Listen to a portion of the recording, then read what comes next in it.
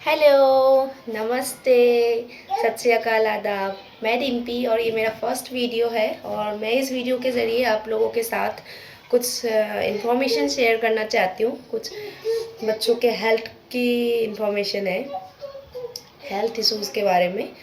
तो और उसके साथ साथ इन्फॉर्मेशन के साथ साथ मैं अपने खुद के लिए एक हेल्दी नाश्ता तैयार करूँगी जो कि स्वाद भी हो और हेल्दी भी हो और आपकी पेट बड़ा रहे।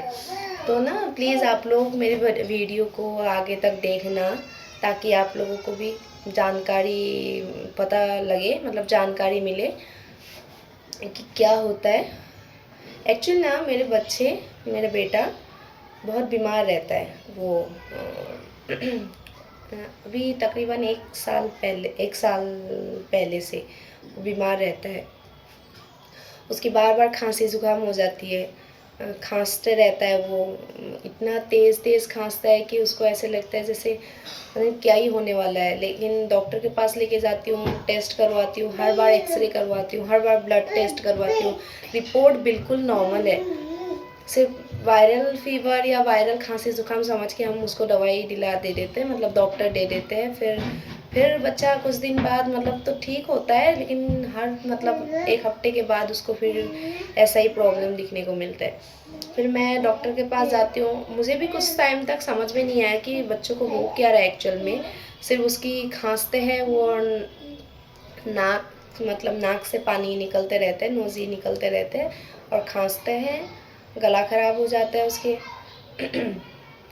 और ज़ुकाम लग जाता है, मतलब उसको नोज़ ब्लॉक हो जाते हैं। रात के समय में सो नहीं सकता है वो, एकदम से घरघराहट की आवाज़ सुनाई देती है।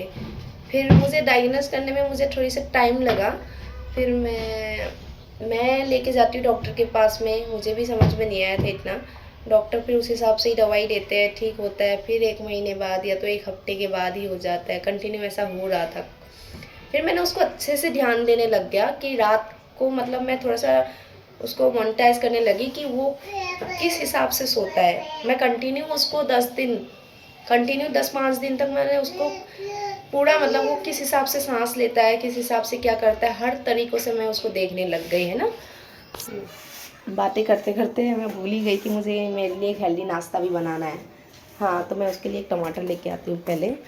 तो ना वो किस हिसाब से सोता है, रात को किस हिसाब से सांस लेता है, मैं उसकी मतलब उसके अच्छे से देख रेख करने के लग गई है। वो रात को सोते समय मैं अच्छे से देखती हूँ कि उसकी आवाज़ जो है घरघराहट की वो कहाँ से आती है। फिर मुझे पता चला वो आवाज़ छाती में से नहीं, उसकी नाक में से आते हैं, खराटे लेता है वो।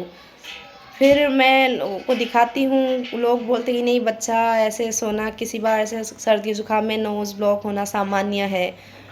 फिर मेरी थोड़ी बहुत टेंशन कम होती है, लेकिन जब उसको रात को मैं सोते देखती हूँ तो मुझे टेंशन होने लगती है, क्योंकि वो फिर धीरे धीरे ऐसे करते करते वो मतलब घरघराहट की आवाज़ करते करते कुछ समय बाद वो मुंह से सांस लेने लग गया, है ना। मैं टमाटर ले आई, अब बनाऊंगी मैं।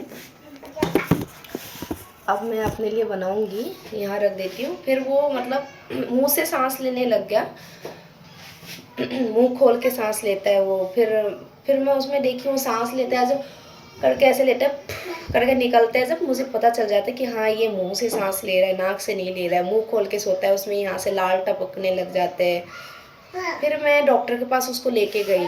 तो डॉक्टर उस दिन डॉक्टर को मैंने बोला कि डॉक्टर उसकी ना मुझे ऐसे लग रहा है उसकी नोज़ में कुछ है, नोज़ बंद हो रहा है और वो सांस नहीं ले पाता है ढंग से, रात को मुंह खोल के सोता है।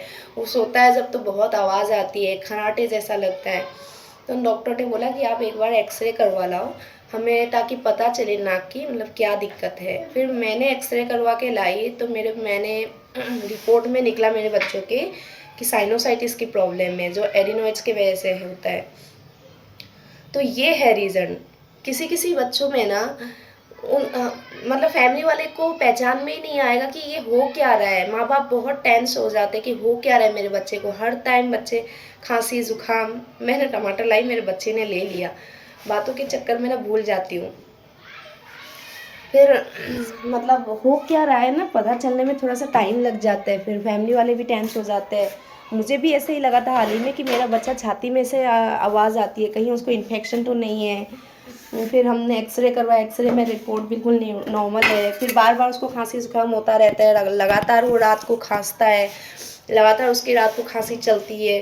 फिर मैं सोची कुछ मतलब गलत तो नहीं हो रहा है। फिर हम लोग उसकी ब्लड टेस्ट चेक करवाते हैं, ब्लड टेस्ट में भी सब नॉर्मल है रिपोर्ट में। फिर जब हमने नाक की एक्सरे करवाई ना, तब जाके हमें पता लगा कि बच्चा साइनोसाइटिस की मतलब पेशेंट है, और उसको इसी वजह से रात को खांसी आती है, लगातार खांसी चलती है। क्योंकि जब रात को आप सोते हो ना, तो नोज़ से जाके गले में जो नोज़ की वो टपकने लगते हैं, जिसके वजह से आपको लगातार खांसी होती है। और जब नोज़ बंद हो जाते हैं ना, जब साइनोसाइटिस की प्रॉब्लम होती है, तो ये एरिया साइड आपको दर्द करने लगता है। ये एरिया साइड मेरे बच्चा अक्सर अब बोलता है, मम्मा मुझे यहाँ दर्द हो रहा है, मम्मा मुझे यहाँ दर्द हो रहा है, मम्मा मेरे फेस भारी भारी सा लग रहा है।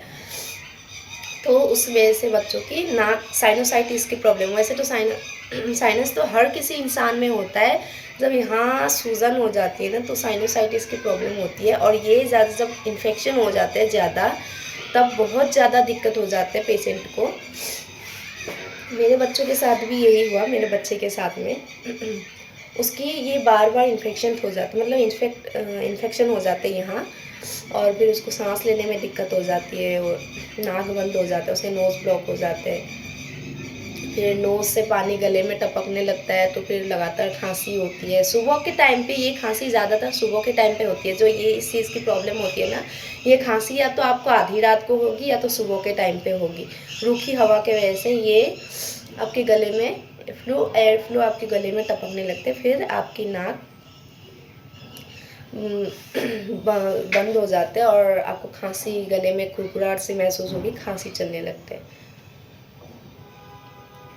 खांसी के साथ साथ बच्चे को हल्का बुखार भी आ सकता है। मेरे बच्चे की शरीर हल्का गर्म रहता है। पर हाँ, ये बीमारी इसकी इलाज बहुत दिनों तक चलती है। डॉक्टर ने बोला इसकी इलाज बहुत दिनों तक चलते हैं, महीनों तक भी और बरसों तक भी, सालों में भी। अगर ठीक नहीं हुआ, अगर 3 महीना 4 महीना ठीक नहीं हुआ, उल्टा पेशेंट और उसके हालात बिगड़ते जा रहे हैं, डॉक्टर के दवाई से भी उसको ठीक नहीं हो रहा है, उसकी हालात और बिगड़ते जा रहे हैं, बच्चा और मुंह से सांस लेने लग गया, बच्चे को ब्रीथ करने में बहुत दिक्कत हो रही है।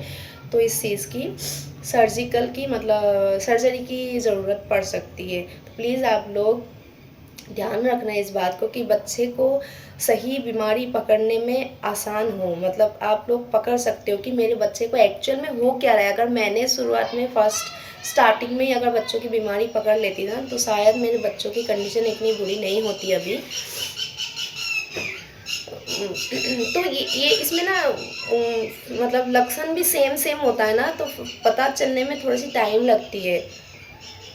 तो इसीलिए आप लोग प्लीज़ बच्चों को ध्यान से, जब भी बच्चों की खांसी ज़ुकाम हो, आप इस बात को गौर करना कि बच्चों की खांसी ज़ुकाम हो क्या रहा है, बच्चा किस हिसाब से सो रहा है, बच्चा किस हिसाब से सांस ले रहा है। अब इस बात को ध्यान रखना, हर बात को आप खांसी ज़ुकाम सोच के इग्नोर मत करना, ताकि आगे जाके आपके साथ कुछ गलत ना हो जाए, आपके बच्चों के कंडीशन बुरी हालात में ना आ जाए।